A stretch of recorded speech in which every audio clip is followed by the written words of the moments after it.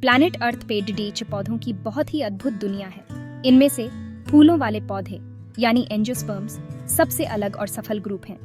ये हरे भरे जंगलों से लेकर सूखे रेगिस्तान तक दुनिया के हर कोने में पाए जाते हैं। उनके चमकीले रंग और नाजुक बनावट हमें हमेशा हैरान करते हैं। फूलों वाले पौधे हमारे जीवन के लिए बहुत जरूरी हैं।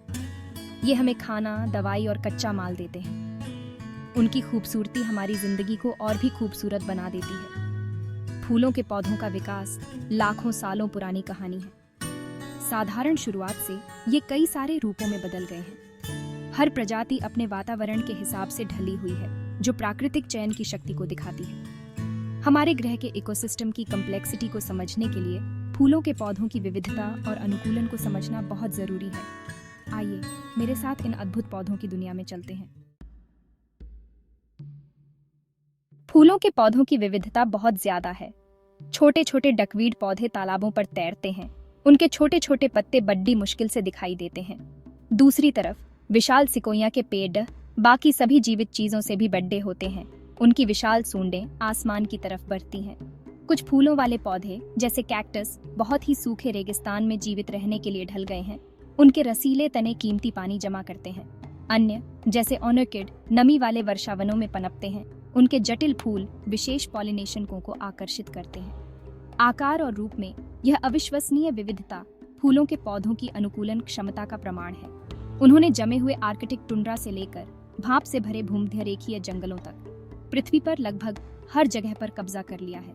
इतने सारे अलग अलग वातावरण में पनपने की उनकी क्षमता काफी हद तक उनके जडेडिएच और तना सिस्टम के उल्लेखनीय विशेषज्ञता के कारण है। ये दोनों सिस्टम पौधे के जीवित रहने के लिए साथ मिलकर काम करते हैं।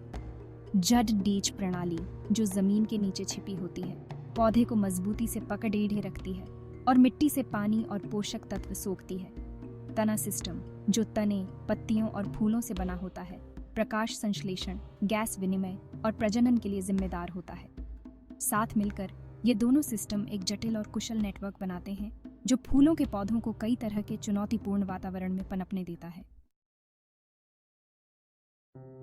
सतह के नीचे छिपी हुई फूलों के पौधों की जड्डी प्रणालियां उनके अस्तित्व के लिए जरूरी है। जड्डों का यह जटिल नेटवर्क एंकर का काम करता है, जो पौधे को जमीन में मजबूती से पकड़े रखता है। वे मिट्टी से पानी और जरूरी पोषक तत्वों को अवशोषित करने के लिए भी जिम्मेदार हैं, जो पौधे को बढ़ने और पनपने के लिए संसाधन प्रदान करते हैं। पौधे की जड़ीय प्रणाली की संरचना उतनी ही विविध हो सकती है जितनी कि खुद पौधे की। गाजर और मूली जैसे कुछ पौधों में एक ही प्रमुख जड़डाच होती है, जो मिट्टी में गहराई तक जाती है। ये जड़डाच पानी और पोषक तत्वों के भंडार का काम करती है, जिससे ये पौधे सूखे की अवधि में भी जीवित रह पाते हैं। घास और कई पेड़ों जैसे अन्य पौधों में एक रेशेदार जड़डाह प्रणाली होती है, जो कई शाखाओं वाली जड़डहों से बनी होती है, जो मिट्टी के माध्यम से क्षैतिज रूप से फैलती है। इस प्रकार की जड़डाच प्रणाली एक बड़े ढेर क्षेत्र से पानी और पोषक तत्वों को अवशोषित करने में विशेष रूप से प्रभावी होती है। जड्डीय प्रणाली मिट्टी की स्थिरता में भी महत्वपूर्ण भूमिका निभाती है।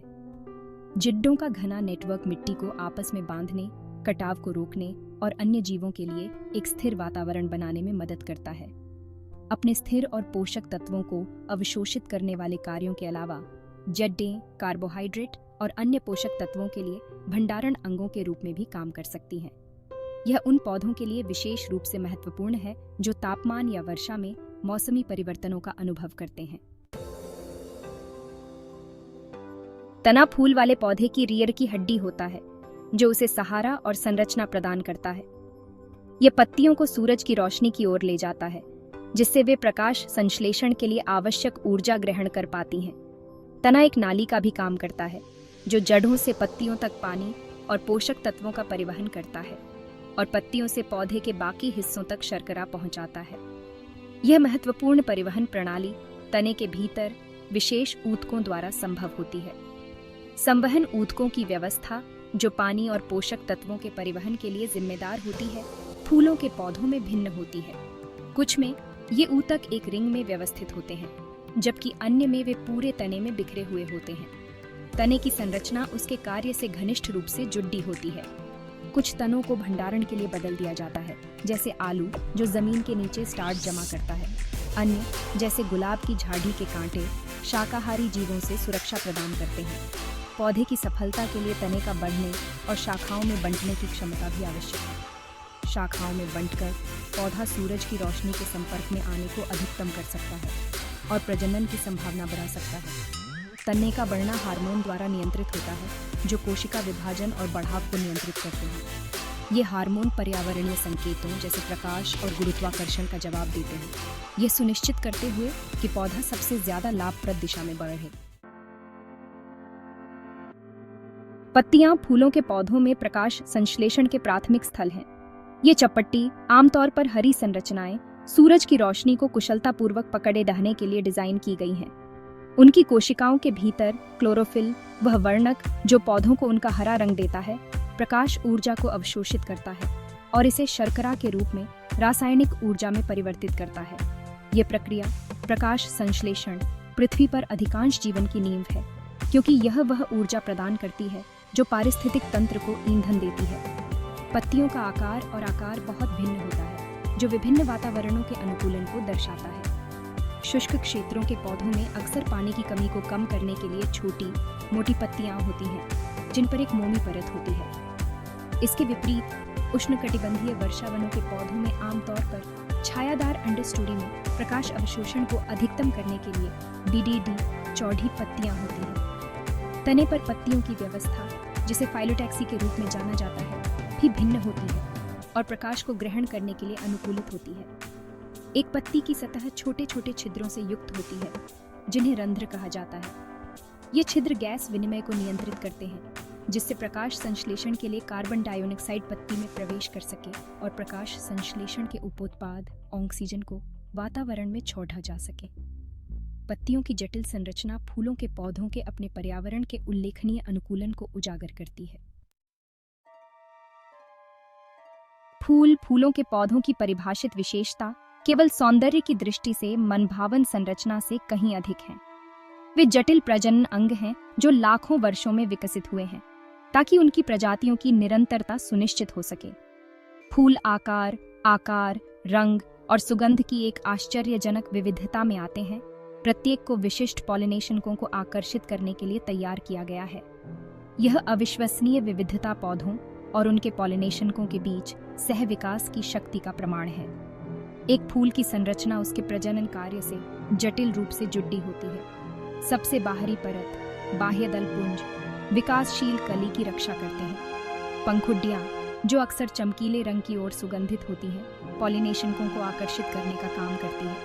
पंखुड़ियों के भीतर प्रजनन अंग होते हैं पुंकेसर, जो पराग का उत्पादन करता है, और स्त्रीकेसर, जिसमें अंडाशय और बीजांड होते हैं। इन अंगों की व्यवस्था फूलों के प्रकारों में बहुत भिन्न होती है। फूलों की सुंदरता और विविधता ने सदियों से मनुष्यों को मोहित किया है।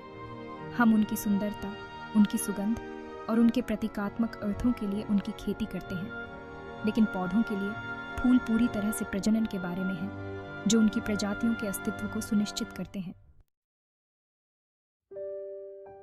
फूलों के पौधों की प्रजनन प्रक्रिया पौधे और पॉलिनेशनक के बीच एक आकर्षक नृत्य है। जब एक मधुमक्खी, तितली या चिड्डी जैसे पॉलिनेशनक अपने अमृत को खाने के लिए किसी फूल पर जाते हैं, तो अनजाने में पुंकेसर से परागकण उठा लेते हैं।